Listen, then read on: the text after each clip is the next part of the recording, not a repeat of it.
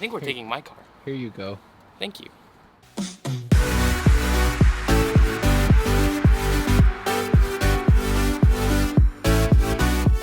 What's up guys, Project Photography back with another video, and today people, you guys read the title, Google Pixel 4a time. You know, this is a photography channel and I pretty much shoot only photography, not really showcase my videography or any other things I'm into, but I just got this thing a few days ago and man, I am loving it so far.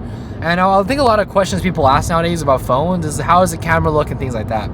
And me as a photographer, I go out and shoot a bunch of things, but not with smartphones. I shoot landscape photography with my Nikon cameras, I shoot portrait stuff and professional gigs for other types of things, but I never actually use my phone for real photos and whatnot. So what I'm going to be trying to do today is give you guys kind of a point of view from a photographer, what they think about the Google Pixel 4a phone and just smartphone cameras in general, because I feel like, you know, we have a lot of these reviewers talk about the phone and the camera and whatnot, but no one actually knows like photography itself or does photography full time. So what I'm going to be doing today is giving you guys a photographer's review of the Google Pixel 4a's cameras. It has a front camera and a back camera, and those are the things I'm going to be reviewing. Alright, so the Google Pixel 4a I know has an incredible camera. Everything from the specs to the image quality to the processing, everything about it is great. I know this because I had a Google Pixel 2 originally. But the main reservation I have about camera phones and just the camera on the phones in general is that the quality does not stack up to a mirrorless camera or a DSLR or just digital cameras in general. I understand that, you know, phones like this that have cameras may be good enough for most people. For me as a photographer, I feel like it doesn't get what I want it to do. And the question I'm going to be begging today is, will this be able to replace a mirrorless camera, or the quality good enough to be used for general photography, things like that?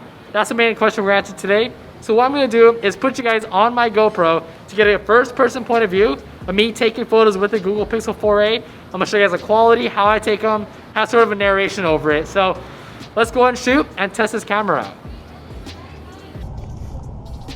Do I look ridiculous? Yeah. Yes. Honestly, it's all good.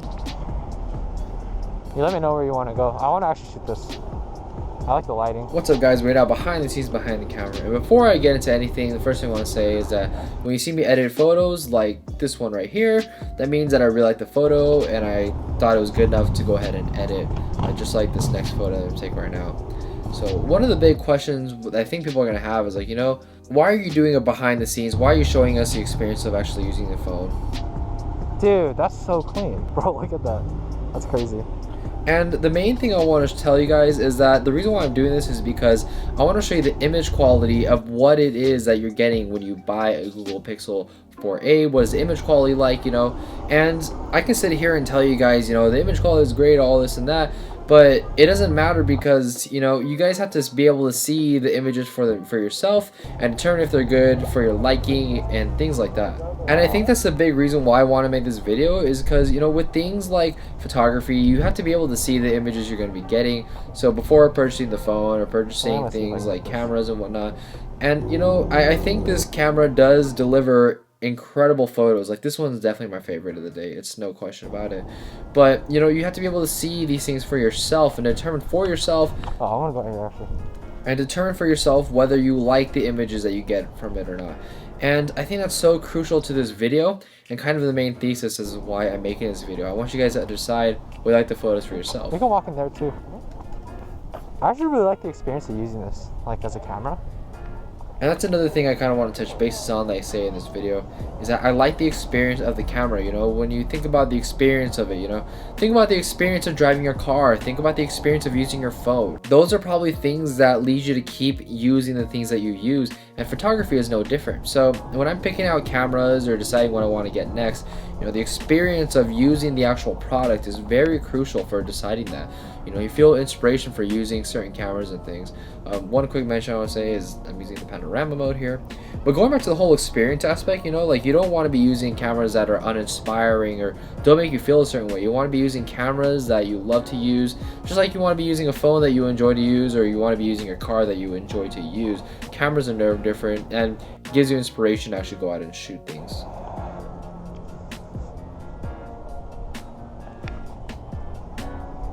Nah, dude, I'm kind of disappointed with the panorama mode. It's not how it works with the Google Pixel 2. No, it's not. It's different. And as I just mentioned there, the panorama mode is not the same as the Google Pixel 2, which is quite sad. I like actually how the Google Pixel 2 implemented their panorama mode. It made it really easy to use. It had little room, or it gave pretty much a lot of leeway for error, which I really liked, but you just don't get that here with the Google Pixel 4a. You know, I'm not downing the image quality because the image you got out of it was pretty good, as you guys saw, but I just don't like the implementation. So yeah, I mean, I hope going out and actually shooting with a smartphone is very, very different. You know, I mean, a lot of people just kind of pull out their phone whenever they want to shoot, but having an entire shoot with just using your smartphone as a person who only uses cameras was definitely a different experience. But one thing that I really enjoyed about the Google Pixel 2 or Google Pixel 4a is the fact that, you know, it's so easy to access.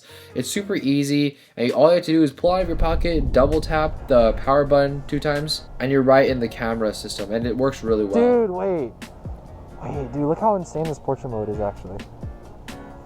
It looks totally computational, but like, dude, that's ridiculous.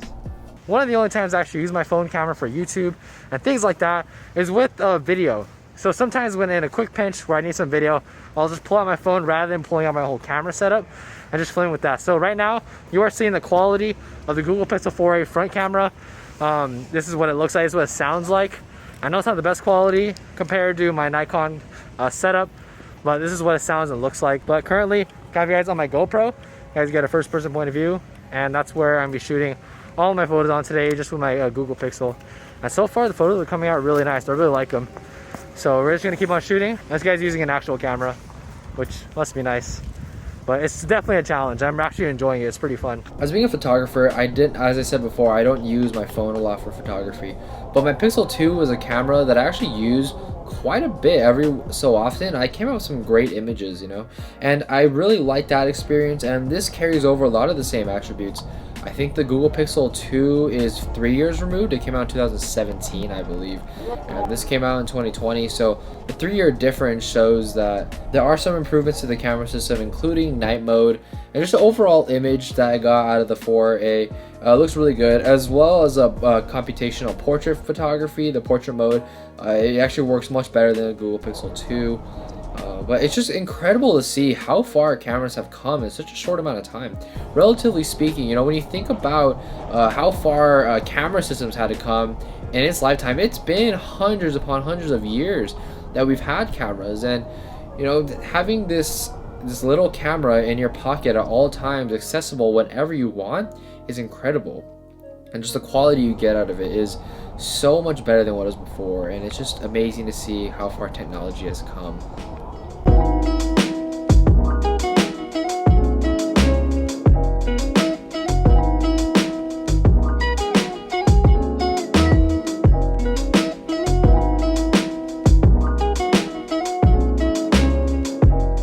So I'm gonna take a bit of a break from shooting photography for now, but I want to talk about the specs of the Google Pixel 4a front camera and the back camera. So for photos, we have a 12 megapixel sensor, f1.7, only one camera, sadly. There's no dual lenses and things like that. So only one camera at 28 megapixels, f1.7 aperture. The amazing thing about this is that it can shoot RAW photos plus JPEG. So why is that important for all you non-photography users? It's crucial because when you're shooting RAW, your camera stores more information in the actual file. So that means you have better things like you can edit the colors better, you can pull shadows and pull highlights better, and it overall creates a better editing experience. So for a photographer like me, RAW photos is absolutely crucial. Now, other things this thing has, it has night mode, panoramas, and it can shoot things like portrait mode. The computational photography on here is actually really, really good. I'll show you some portrait photos right now. And as you can see, the quality is outstanding. And one thing that I really want to point out is that everything can be done in phone. When you're shooting photos and stuff, you can edit the files in your phone, and it's really easy and simple to use.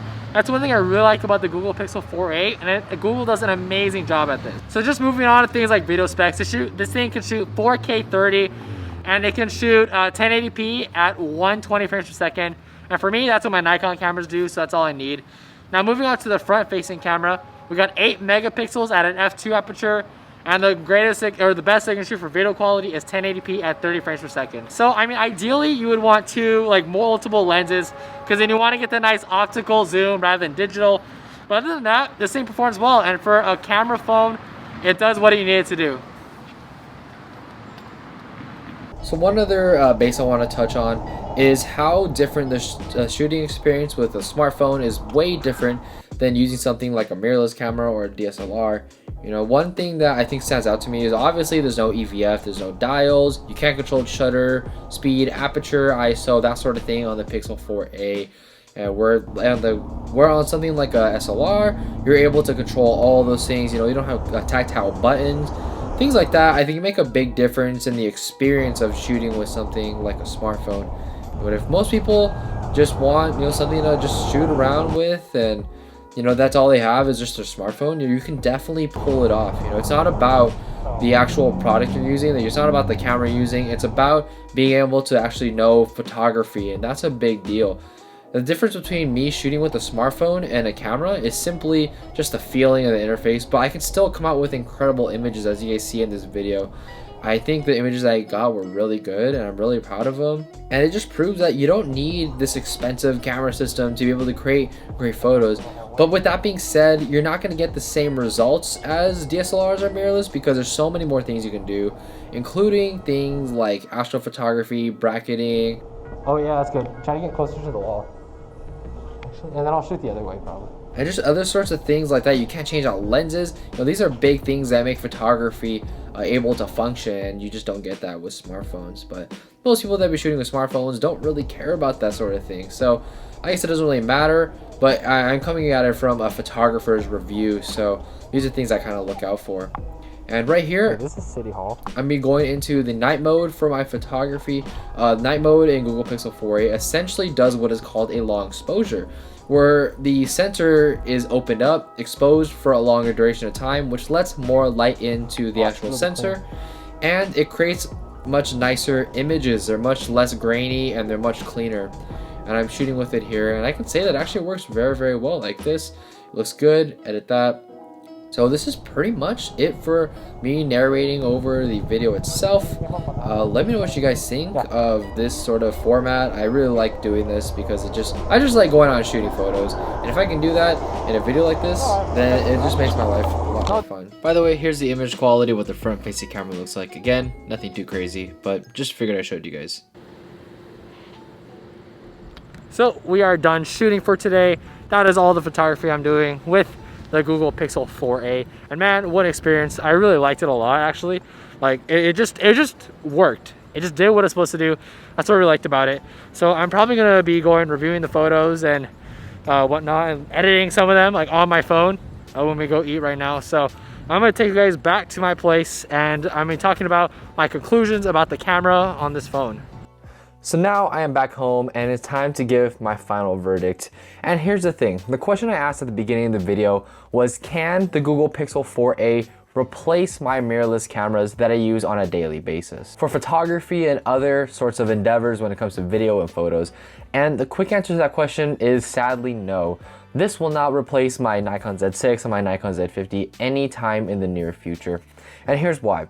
When it comes to camera gear, this can't replace me being able to switch out lenses, doing different techniques like focus stacking. I'm able to shoot astro with this. And it will do a lot of things with mirrorless cameras that I simply can't do with a smartphone. For one, changing out lenses is a huge thing. The thing is, like, I can get 24 megapixels with my Nikon Z6. I can shoot amazing video. I can use gimbals, and I can do all these other sorts of things that a phone just can't match the quality of. And at the end of the day, it really just comes down to quality. Like, when you look at the difference between a smartphone photo and a camera photo, you can tell the difference immediately. I know I can, I know a lot of other people can as well. And that's the thing, it's just Google Pixel 4a, it just can't replace that. And that's not a knock on Google by any means, because what they did with the Google Pixel 4a is absolutely incredible. The good thing is, this camera is still very, very good for your average consumer, for your average person that just goes out and buys this phone, not necessarily for the camera itself, but because it's a phone and they need a phone. this thing is gonna perform really, really well. As you guys saw in my photos, I came out with some great images that I was very happy with. The user experience of the actual camera system itself was really simple, easy to use. It didn't have adjustments that I could make, like I couldn't change ISO, shutter speed, aperture, things like that. But for just your average person, they're not really gonna care about that. And the photos that this thing produces is actually really good. One big thing in photography is something called color science. You know, how do the colors look straight out of camera? How do they look? You know, how do the colors stand out to you? You know, and the Google Pixel actually has really good color science. I was pretty blown away. You know, when I look at photos from Apple phones, especially like the iPhone 10 or things like that, I really don't get that sense like the images pop. And I just don't feel like the color science on that phone is very good at all. You know, the colors are really flat, they're really washed out. But when you look at something like this and the images I was able to produce, wow, they just really stand out to you and they really look good. They're not trying to compete with mirrorless cameras. They're not trying to compete with DSLRs. Their whole goal of this was to create an amazing, convenient camera inside a really good phone. I think they really did that. The accessibility of accessing the camera is really simple. All it takes is 2 clicks of the power button and you're in the photo app already. You know, you don't have to mess with ISO, shutter speed. You just click photos and you just keep on going. And that's really good when it comes to simple and easy to use interfaces when it comes to smartphone cameras. And when you look at the in-phone experience when it comes to the Google Pixel 4a, the editing software that they use is just Photos, Google Photos, but it's actually really, really good. It's simple to use. And when I edit my photos for phones, at least, I just use it, whatever I have for here. Like just use Google Photos to edit my photos, and they look really, really good. Everything that you saw here was shot on the Google Pixel 4a and edited on the Google Pixel 4a. What I could have done is I probably could have took raw photos and then imported on my computer, go to Lightroom, change a few things, and then export them. But most people don't want to use all that time and energy just for phone photos. Most people are just going to edit their photos in camera or in phone and just go straight off of that. And for that purpose, it's really, really good. I was able to adjust things like contrast. I was able to adjust things like clarity, the temperature, saturation, things like that. Pretty simple to use, and that's all you really need. So the in-phone app for editing photos is actually really good. Intertwined with the interface, with how the camera system works, it's really, really good. When you're using a camera phone, you want it to be as convenient as possible and simple as possible. And I think they really dial in on those 2 things. The main knock I have against it is, again, the fact that the image quality is just not gonna stand up to something like the my Nikons or just things like that, like actual cameras, you know? And it doesn't have dual lenses or triple lenses or whatever. But this is a budget phone. This thing costs $350, guys. Like, that's insanely cheap. And on top of getting a pretty great phone, you get a pretty good camera as well. Now, I want to tackle the computational photography side of things. What is computational photography? It's things like portrait mode in the phone. It's things like panoramas in the phone. It's things like night mode in the phone. It's a hit and miss for me. Most of the time, the HDR works really well. Things like the portrait mode works really well and the night sight works really well. But there's other times where it just falls apart, where you can see a clear difference and where an actual camera would make a difference. And you see it when you use portrait mode. When you have a blurry, busy background and it's really hard to distinguish a foreground and background, it's actually kind of hard to blur the actual image. But when you have a distinct foreground and a distinct background, they're separated completely, the portrait mode for this phone works really, really well. And that's something that I think a lot of people are going to be using and a lot of people really enjoy. Another thing I kind of want to like gripe about when it comes to portrait mode is that when you look at the transition from in focus to out of focus, you can tell that there was a lot of AI and computation used because, you know, there's a pretty distinct difference between the in focus and out of focus. Normally for regular cameras, there'd be a nice smooth transition, but for here, it's kind of a hard in focus to hard out of focus, which is something that I don't really like. But you know what? Most people aren't going to tell the difference anyways, and they're not everyone's a photographer. So that's something that I think people are really going to enjoy using. One other thing I really want to talk about is that the panoramas I did not like. It's similar to where you have to kind of drag your phone, whereas the Google Pixel 2, it had this, you took the photo and then it showed kind of the dots on the outside of the photo where you can line up and then it shoots the next part of the panorama. That is way easier than having to keep your hands steady the entire time. That's the system they want to use, so you know, we'll just roll with it. But overall, I actually really like the Google Pixel 4a for its camera. You know, the front camera works pretty well, the back camera works really well, and in a pinch, this is really good. Like, I'd be more than comfortable if I didn't have my cameras on me or things like that, and if I just needed a quick photo, I would be more than happy with the image quality that comes out of this. You know, the sharpness, the tonality, the colors are incredible. The fact that you can edit everything in phone. And if you really want to go that extra mile, you can totally shoot raw photos on here and get something like Adobe Lightroom for the mobile apps. And you can just edit raw files like that. Like, that's absolutely incredible. I'm not sure if any other phone manufacturer is doing that, but Google is a step above everyone else if they are. Of course, this isn't gonna replace my cameras, but in a pinch, this is gonna be exactly what I need for if I just need a quick photo or if I wanna just use it to shoot or whatever. This is gonna do a really good job. I had a really fun time actually shooting with the phone. Normally, I don't enjoy shooting photos with just a smartphone, but overall, I really had a good time when it came to this. So really positive things about this phone. It has a lot of potential and I just really like it, you know? Great phone and it's a great price that it's at. So let me know what you guys think down in the comment section down below. And if you like my videos, go ahead and give it a like. If you are interested in photography, go ahead and check out my other stuff on my channel. I do landscape photography, mainly a Nikon shooter and all that good stuff. So yeah, like, comment, subscribe, and I will catch you guys in the next one.